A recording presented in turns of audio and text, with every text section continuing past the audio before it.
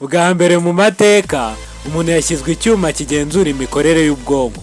Sosiyete ya Neuralink y'umuherwe Elon Musk bwa mbere yashyize mu mubiri w'umuntu icyuma gishinzwe kugenzura imikorere y'ubwonko. Ni gute bashyize mu bwonko bw'umuntu ushobora kubika triliyoni y'amakuru akuma akabugenzura? Ubwonko bufite ubushobozi budasanzwe bwo kubika nk'uko byemejwe n'ubushakashatsi bwinshi bwa siyansi. Ubwonko kandi bufite ubushobozi bwo kwibuka burenze cyane ibigereranyo byagaragajwe n'abahanga. Abashakashatsi bo muri kaminuza ya Stanford bagaragaje ko ubwonko bwa muntu bufite synapses tiriyari 125. Synapses ni udutsi duto duhuza neuron ebyiri cyangwa neuron n'indi serire. Ubundi bushakashatsi bwakozwe n'abahanga b'Abanyamerika bavuga ko ubwonko bw'umuntu bushobora kubika hafi tiriyari 74 by'amakuru cyangwa terabayiti 74. Ni gute bahangaye gukorera ubushakashatsi ku kiremwa muntu? Nk'aho ibyo bidahagije, bakinjira mu mubiri w'umuntu mw'imbere mu gice gihambaye kurusha ibindi bakongeramo akuma.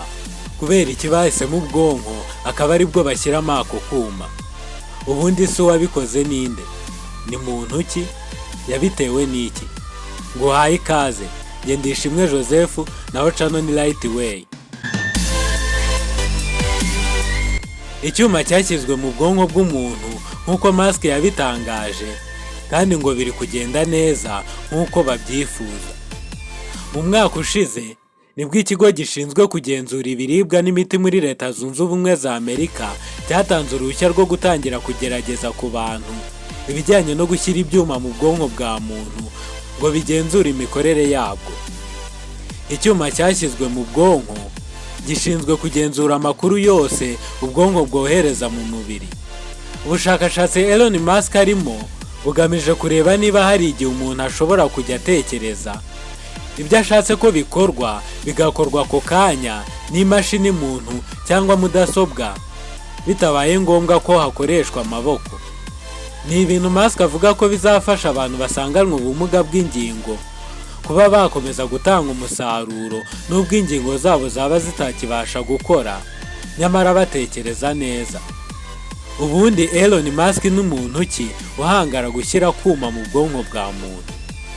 Elon Musk yabaye umuntu ukize kurusha abandi bose kuri uyu mubumbe muri 2023 ndetse no muri 2021 ubwo yari afite miliyari 185 z'amadolari ya Amerika. Elon Musk kandi afite uruganda rw'imodoka rwa Tesla n'ikigo cy'ibyogajuru SpaceX. Umutungo wa Elon Musk watumbagiye nyuma yo kohereza icyogajuru mu isanzure. Icyogajuru cya mbere cy'abikorera cyavuye mu isanzure amahoro. Tesla yasohoye ubwoko bushya bw'imodoka zikoresha amashanyarazi. Agaciro ka kompanyi ya Tesla ikora imodoka zikoresha amashanyarazi karazamutse cyane muri 2021.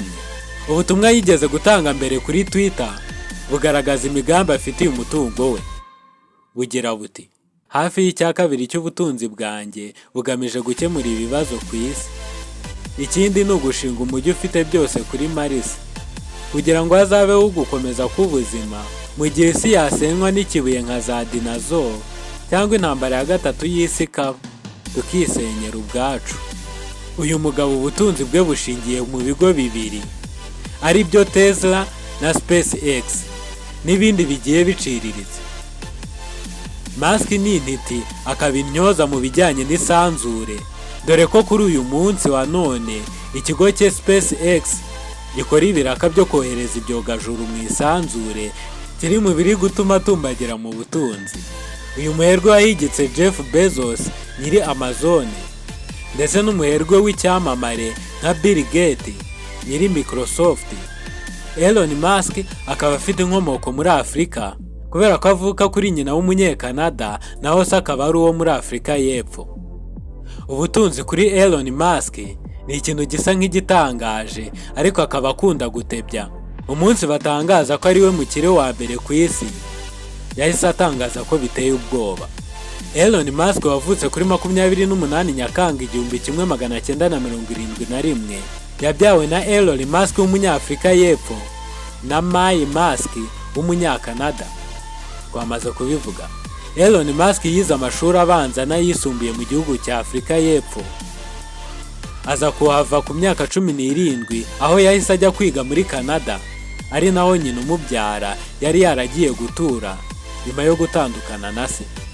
Igipimo cy'ubwenge intelligent quotient cyangwa se IQ Elon Musk afite kingana n'155, bivuga ko ari hasi y'ubwenge bwo ku rwego rwo hejuru, kuko ababa babufite baba bafite IQ y'160 kuzamura.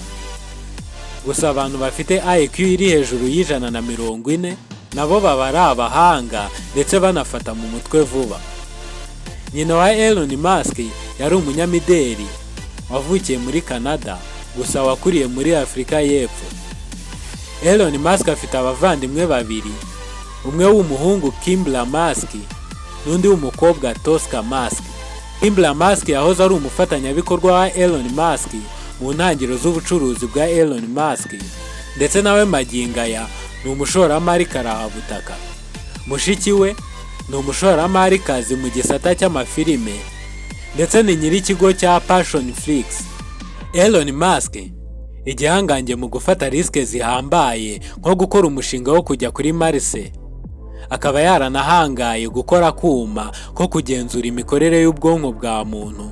Abashakashatsi bo mu kigo cy'abanyamerika cyitwa Scientific America cyasohoye ikiganiro mu mwaka wa 2010 kivuga ko ubwonko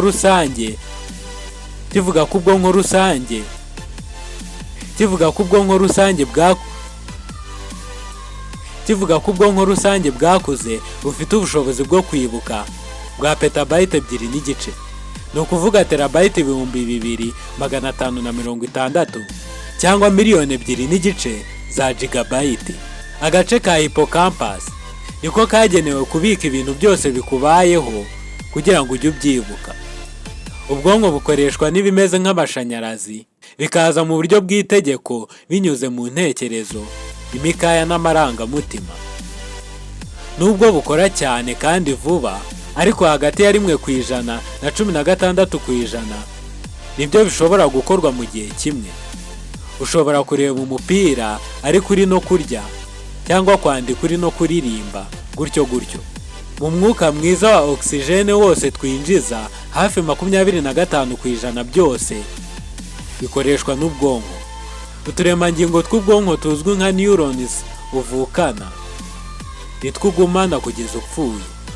Bivuze ko nta gasimbuzwa, ahubwo iyo hagize akangirika bigasimbuzwa. Iyo ukoze ku kintu cyangwa kigukozeho, ubwonko kugira ngo bubyakire bikorwa ku muvuduko wa 125 mu isegonda, ni ukuvuga ibirometero 450 ku isaha. Mwakoze kubana natwe muri iyi video. Kora subscribe kugira ngo ujye ubona izindi video nk'izi. Nitwa Ishimwe Joseph, channel ni Lightway. Murakoze, dusubira ubutaha.